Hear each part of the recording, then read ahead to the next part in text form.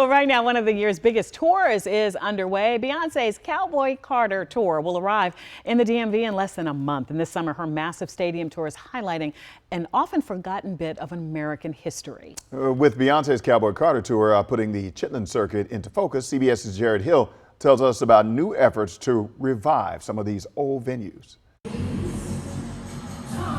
Blazing a trail across the country, Beyonce tipping her hat to music history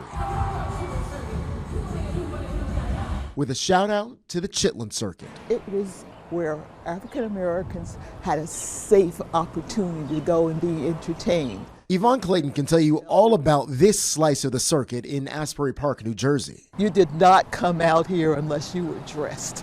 The Chitlin Circuit, the name a reference to the soul food staple, was an informal national network of venues that catered to black musicians and black audiences during segregation. There was no other place for these artists to work and to hone their craft.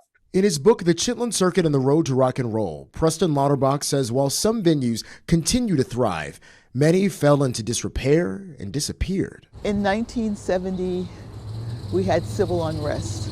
On the once thriving Springwood Avenue, the Turf Club hung on until the late 90s, when it closed for good. We want to hold on to the spirit of the Turf Club. Now the Asbury Park African American Music Project is chasing an encore, offering a taste of what's to come with free concerts as they work to rebuild around the bones of the old club.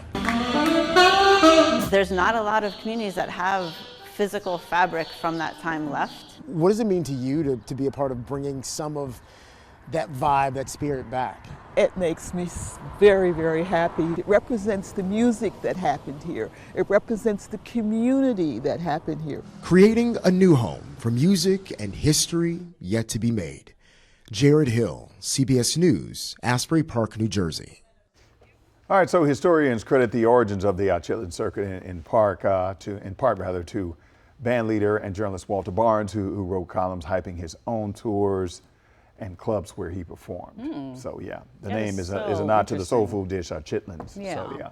For me, I mean, Jared talked about it, but those venues that cater to the black artists, the history there, is so deep where black artists could stay. Often even big names couldn't go through the front door back in the Jim Crow days. Right. For some of these big venues that whites were there and blacks in the back. So I love that. It's almost like you got to try to figure out a way to keep history alive. Right.